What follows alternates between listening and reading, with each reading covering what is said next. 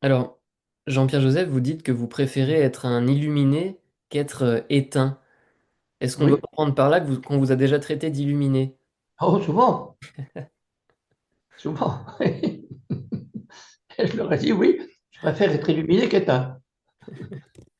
Alors, dans Même les beaufs en robe noire dansent avec le diable, on peut lire que nous vivons sous une dictature sanitaire et judiciaire.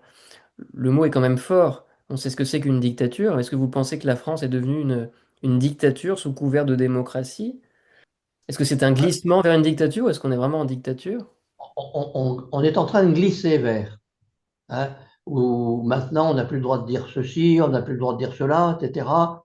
Bon, ce qui n'était pas le cas autrefois. La première chose qui m'avait surpris, c'est quand une première loi était intervenue concernant certains éléments historiques qu'on n'avait plus le droit de remettre en question. Bah, je me suis dit, mais pourquoi est-ce qu'une loi, pourquoi y a-t-il besoin d'une loi? Bon, chacun devrait avoir le droit de dire, bah, Napoléon, bah, c'était une danseuse. Bon, on devrait avoir le droit de le dire. Bon. Et les autres auraient le droit de répondre en disant quels sont vos éléments de preuve. Voilà. Il y en a qui disent que la Terre est plate. Bon, au lieu de se foutre d'eux, bah, moi j'ai tendance, j'ai pas eu le temps de le faire encore, mais moi j'ai tendance à dire, a priori je n'y crois pas, mais j'aimerais bien savoir quels sont leurs arguments. À partir de là, je me ferai une opinion, à partir de ce que je sais moi. Mais ces éléments, on n'a pas le droit.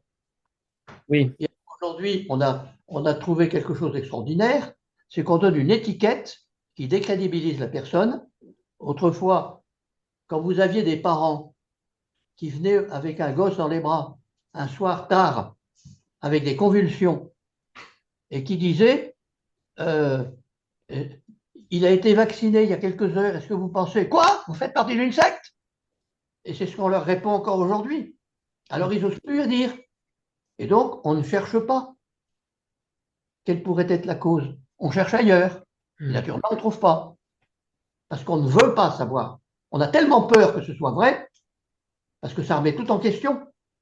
Donc, on ne veut pas savoir. Hmm. Et j'appelle ça des imbéciles.